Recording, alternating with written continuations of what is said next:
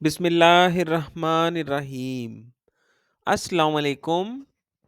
मैं हूं मोहम्मद उमैर। स्टूडेंट्स, उम्मीद है आप सब खैरो आफियत से होंगे। जैसा कि आपके इल्म में है, नाहम क्लास का सिलेबस चेंज हो चुका है। आज हम फिज़िक्स की न्यू बुक के चैप्टर नंबर 2 काइनेमेटिक्स की एक्सरसाइज क्वेश्चन की तरफ बढ़ेंगे और वन बाय वन करके हम देखेंगे कि किस क्वेश्चन का आंसर आपने एग्जाम में किस तर्ज पर पुट करना है। तो चलिए शुरू करते हैं। एक्सरसाइज का हमारा आज का पहला क्वेश्चन है, define scalar and vector quantities. तो बेटा याद रखिएगा, जब भी आपको स्केलर और वेक्टर के दरमियान फर्क करने के बारे में कहा जाए तो ये इन दोनों के दरमियान जो वाज़ेह फ़र्क है कि स्केलर सिर्फ़ और सिर्फ़ हमें मैग्नीट्यूड के बारे में बताता है, जबकि वेक्टर हमें 2 मालूमात देता है। Number 1 magnitude, number 2 plus direction. Magnitude के साथ-साथ डायरेक्शन के बारे में भी अगर आपको बताया जा रहा है, तो ये वेक्टर कहलाएगा। तो इसका आंसर आप लिख सकते हैं, physical quantities which can be completely described by its magnitude only are called scalars, whereas vectors are completely described by its magnitude and direction. साथ ही आप स्केलर्स और वेक्टर्स की एग्जांपल दे दें, जैसा कि आप स्क्रीन पर देख भी सकते हैं। डिस्टेंस हमारे पास एक स्केलर क्वांटिटी है। इसी तरह ही डिस्प्लेसमेंट हमारे पास एक वेक्टर क्वांटिटी है। स्पीड हमारे पास एक स्केलर और वेलोसिटी एक वेक्टर है। तो आप एक से दो मिसालें देकर अपने क्वेश्चन को ज़्यादा बेहतर अंदाज में एग्ज़ाम में लिख सकते हैं, ताकि आपके पूरे मार्क्स आएँ। क्लियर? अब हम बढ़ते हैं आज के दूसरे क्वेश्चन की तरफ, जो है 2.2, give 5 examples each for scalar and vector quantities. तो जैसा कि अभी हमने जिक्र किया, नंबर 1 पे आता है डिस्टेंस। वेक्टर की बात करें तो डिस्प्लेसमेंट हमारे पास एक वेक्टर क्वांटिटी है, जिसमें मैग्नीट्यूड के साथ साथ डायरेक्शन के बारे में भी हमें मालूमात दी जाती हैं। इसी तरह मैस हमारे पास एक स्केलर क्वांटिटी, जबकि वेट हमारे पास एक वेक्टर क्वांटिटी है।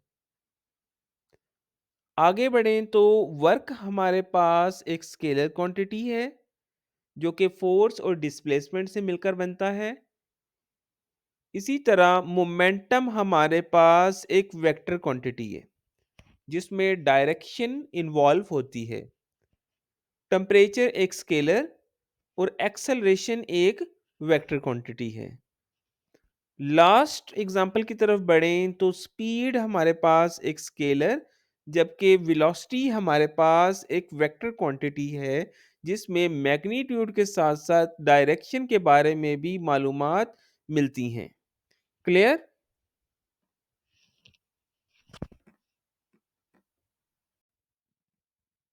Question 2.3, state head to tail rule for addition of vectors. जिस तरह स्केलर क्वांटिटीज को ऐड करने के लिए हम कैलकुलेटर इस्तेमाल करते हैं, इसी तरह वेक्टर को हम स्केलर्स की तरह नहीं ऐड कर सकते। इसको ऐड करने के लिए हेड टू टेल रूल इस्तेमाल होता है। हेड टू टेल रूल कहता है, vectors are added in such a way that head of the first vector coincides with the tail of the second vector, and resultant vector is obtained by joining the tail of the first vector with the head of the last vector। पहले vector के head के ऊपर दूसरे vector की tell आनी चाहिए। इसी तरह ही आपने आगे बढ़ना है और आपने रिजल्टेंट वेक्टर निकालने के लिए पहले वेक्टर की टेल को लास्ट वेक्टर के हेड से मिलाना है। इसी तरह आप जितने मर्जी वेक्टर्स हों उनको ऐड कर सकते हैं। क्वेश्चन 2.4 है, what are distance time graph and speed time graph. Graph के बारे में जैसे कि आपने चैप्टर में पढ़ा, pictorial way of representing data को ग्राफ बोलते हैं। तो वो कहता है कि डिस्टेंस टाइम ग्राफ क्या है और स्पीड टाइम ग्राफ क्या है। तो बेटा याद रखिएगा, a distance time graph shows how far an object has traveled over time, whereas a speed time graph shows how fast an object is moving over time. Distance time graph हमें बताता है कि हमारी बॉडी ने कितना और किस direction में जो है ट्रेवल किया। इसी तरह स्पीड टाइम ग्राफ हमें ऑब्जेक्ट की स्पीड के बारे में बताता है कि कितनी स्पीड से उसने उस डायरेक्शन में ट्रेवल किया। क्लियर? उम्मीद है कि ये आपको क्लियर हो चुका होगा। तो अब हम आगे बढ़ते हैं अपने नेक्स्ट क्वेश्चन की जानिब। आज का हमारा क्वेश्चन 5 है, falling objects near the surface of earth have the same constant acceleration. Does this implies that a heavier object will fall faster than a lighter object? तो इसका आंसर है कि हमारा जो ऑब्जेक्ट है उस पे ग्रेविटी जो है वो कांस्टेंट अप्लाई होती है, जिसकी वैल्यू 9.8 या हम आसान लफ्ज़ों में देखें तो वो 10 मीटर पर सेकंड स्क्वायर की ग्रेविटी से ऑब्जेक्ट को अपनी तरफ खींचती है, आया वो लाइटर ऑब्जेक्ट हो या हैवियर ऑब्जेक्ट हो। तो यहाँ इसका जवाब आपने कुछ इस तरह से लिखना है, in the absence of air resistance, objects have constant acceleration, so a heavier object will not fall faster than a lighter object. Clear? अब हम बढ़ेंगे क्वेश्चन 2.6 की जानिब। The vector quantities are sometimes written in scalar notation, not bold-faced. How is the direction indicated? तो याद रखिएगा, vector के case में मैग्नीट्यूड के साथ साथ डायरेक्शन भी होती है, जिसके इजहार के लिए हम प्लस या माइनस का सिंबल यूज करते हैं वन डायमेंशनल कैटेगरी में, जबकि टू डायमेंशनल कैटेगरी में वेक्टर को जाहिर करने के लिए मैग्नीट्यूड के साथ साथ एंगल जो है वो उसकी डायरेक्शन बता रहा होता है। तो आप इसका आंसर कुछ इस तरह करेंगे, in one dimension a vector is written as a number with a plus or minus sign in front of it. The plus sign indicates the vector points right or up, and the minus sign indicates the vector points left or down. In two dimensions, a vector is represented with a number for a magnitude and an angle for direction. Clear? Seventh question है, a body is moving with uniform speed.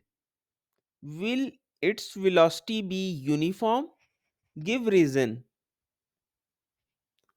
तो इसका answer लिखेंगे आप, the velocity of the body will only be uniform if it is moving in a straight line and there is no change in its speed or direction. Clear?